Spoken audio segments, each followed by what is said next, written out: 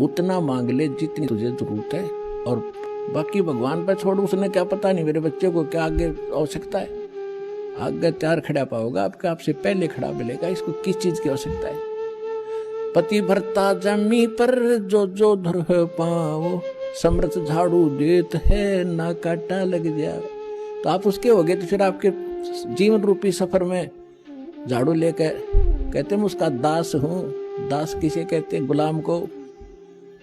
भगवान दास भी पीछे रह जाए, लेकिन भगवान आपकी पुकार से सुनते ही आगे खड़ा पाओगा, और उसको पहले भी खड़ा पाएगा कि मेरा बच्चा आ रहा है, और साफ कर दूं कि देश के कर्म के कांटे ना चुभ जा।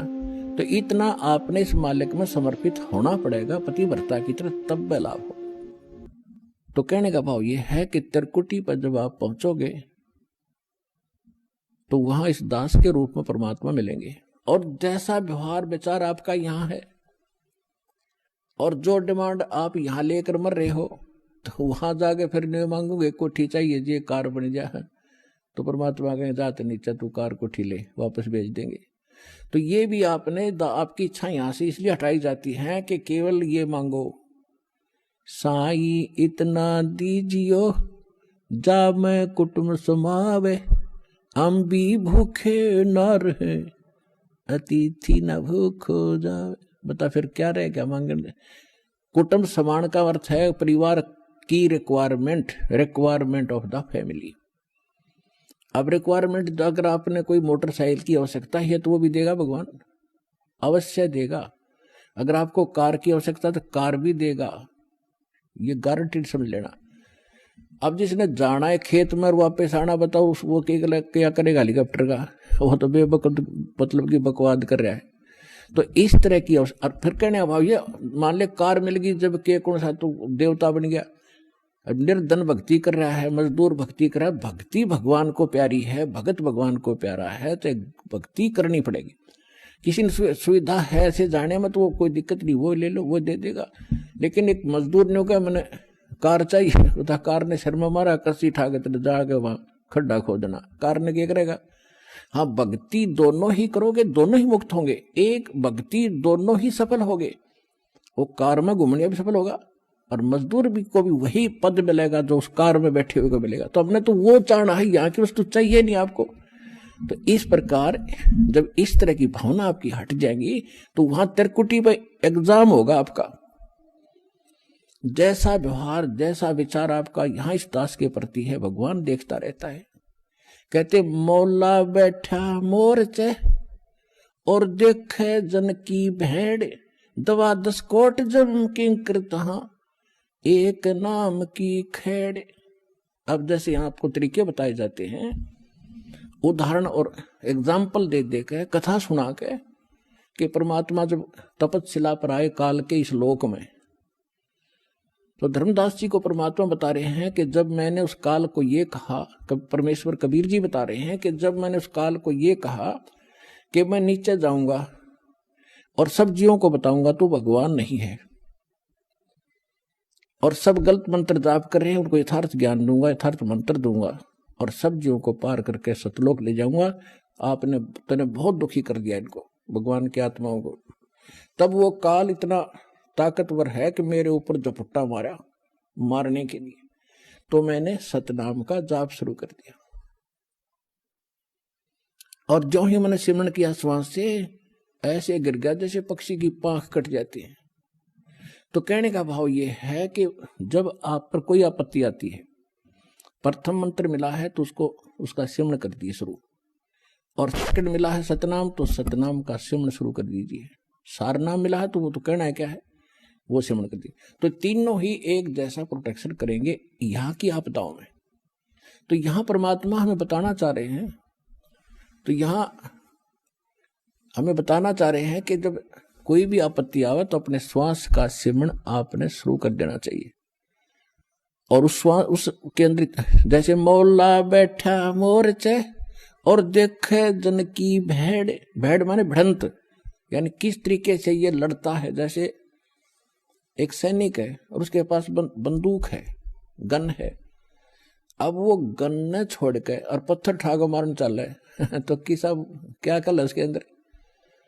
तो आपको ये सतनाम, ये नाम की एक बंदूक दे रखी है, हथियार दे रखा है इस काल के दूतों के साथ लड़ने के लिए।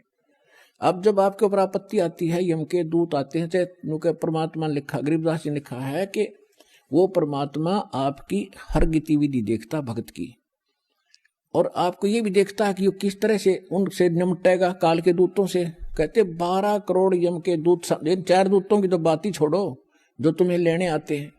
अगर 12 करोड़ यम के दूत सामने खड़े हों और आपने एक सिमरण कर दिया, वो 12 करोड़ न्यू पड़ेंगे, जाके एक दूसरे के ऊपर उछलते भागते नजर आओगे, न्यू मैदान साफ कर जाएंगे।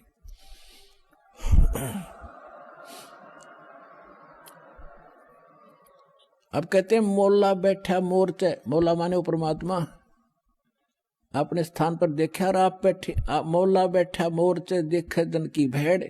जो मोर्चे में भक्त बैठा है, यानी मोर्चा है हमारा हर काल का ही, उसके साथ हम लड़ रहे हैं, संघर्ष कर रहे हैं, भक्ति कर रहे हैं, सिमरण कर रहे हैं। और कहते हैं उस जैसे आपत्ति आती है उस समय अपना सिमरण शुरू करो दाता का, सब बातें भूल के। और वहां नो का हरी मां मर गया बचाइए तो कहेगा भगत है वो।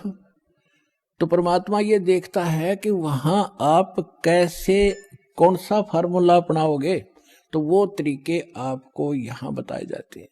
तो वहां एग्जाम होगा त्रिकुटी बजा का आपका। तो यहां परमात्मा कहते मौला बैठा मोर्चा देखे दिन की भेड़, आपकी लड़ाई देखता है, बढ़त देखता है, यो कैसे मुकाबला करता है।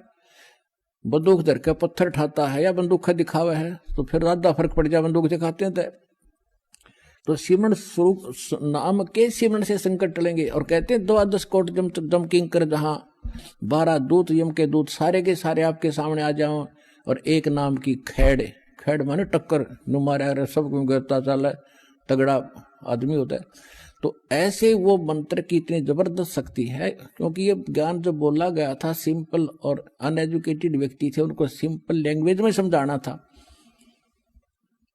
तो वो परमात्मा आपकी बढ़ंत यानी आपकी एक्सरसाइज देखता है कैसे कर रहा है। तो वो जैसे इस दास के साथ आप व्यवहार, जैसे आप यहाँ डिमांड करते हो, तो धीरे धीरे देखो प्रथम बार को भक्त आता है उसको तो कंपलसरी है, वो तो मांग गएगा, और ये भगवान देगा ही देगा, इसके घर में कोई घाटा है कोई नहीं। ज्ञान इसलिए दिया जाता है कि तू क्या मांग रहा है उतना मांग ले जितनी तुझे जरूरत है, और बाकी भगवान पर छोड़, उसने क्या पता नहीं मेरे बच्चे को क्या आगे आवश्यकता है। आगे तैयार खड़ा पाओगा आपका, आपसे पहले खड़ा मिलेगा, इसको किस चीज की आवश्यकता है। पति भरता जमी पर जो जो धर पाओ, समर्थ झाड़ू देत है ना काटा लग जाए। तो आप उसके हो गए, तो फिर आपके जीवन रूपी सफर में झाड़ू लेकर, कहते हैं मैं उसका दास हूं। दास किसे कहते हैं? गुलाम को। भगवान दास भी पीछे रह जाए, लेकिन भगवान आपकी पुकार से सुनते ही आगे खड़ा पाओगा, और उसको पहले भी खड़ा पाएगा कि मेरा बच्चा आ रहा है, और साफ कर दूं कि देश के कर्म के कांटे ना चुभ जा। तो इतना आपने इस मालिक में समर्पित होना पड़ेगा पतिव्रता की तरह, तब लाभ होगा।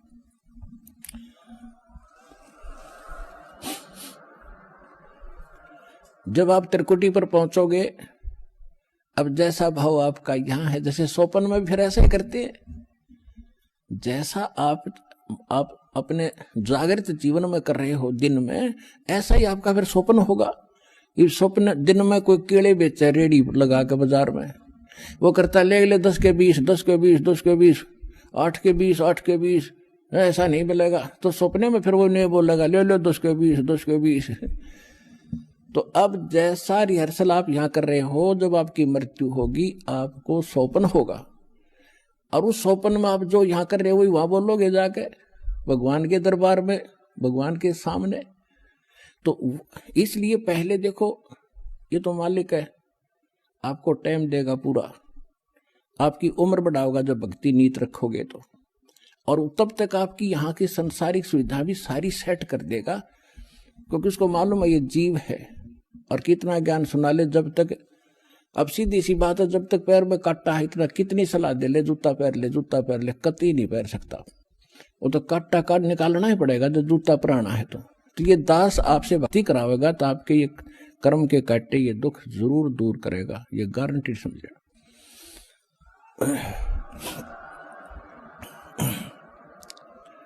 तो उसके लिए आपको धैर्य रखना पड़ेगा। धीरे धीरे रे मना धीरे सब कुछ हो, और माली सीते 100 घड़ा ऋतुआएं फल हो।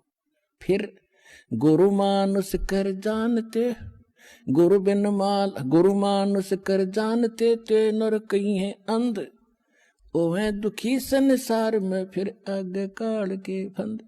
परमात्मा आपको तिरकटी पे मिलेंगे, वहां जाते ही आप समर्पित हो, जैसे दंडोत करोगे तो देखोगे मुंह की तरफ, और परमात्मा जिधर जाएंगे आप पीछे पीछे वहीं भाग लोगे, वहीं साथ जाओगे।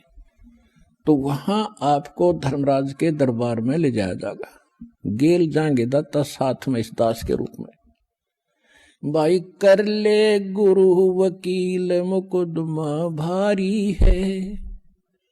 परमात्मा सब तरह की सलाह देते हैं कि गुरु आपके एज एडवोकेट का भी काम करेगा उस धर्मराज या न्यायाधीश के दरबार में, जो यहाँ का चीफ जस्टिस है 21 ब्रह्मांड का, एक ब्रह्मांड का।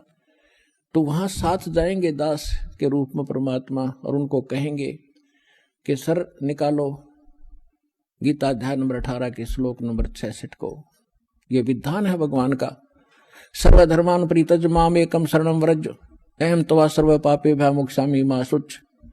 वो किताब खुल जाएगी गीता वहीं पर कि इस तेरे भगवान की बोली हुई है ये, इस ब्रह्म की। और देखो ये क्या कहता है कि मेरे सतर के सब पूजा मुझे दे दो और फिर तुम जाओ, अब जी छोड़ो इसको। ये ओम नाम का जाप 2 सेकंड, सतनाम में 2 सेकंड मंत्र जो आपको दिया जाता है, उसमें प्रथम जो मंत्र है सतनाम 2 अक्षर का है, 2 पहला अक्षर का मंत्र है, ये ब्रह्म का है ओम। इसकी कमाई वहां दे देंगे, फिर वो ऑटोमेटिकली छोड़ देंगे, आ जाओ जी आप फिर। और फिर दूसरा मंत्र है सतनाम का, दूसरा अक्षर है, उसकी कमाई फिर अक्षर पुरुष के लोक में देंगे जाके, वहां भी आपके साथ रहेगा परमात्मा इस दास के रूप में। और जब फिर 11वां द्वार पार किया, फिर 12वें द्वार को पार करके तब सतलोक में जाया जाएगा।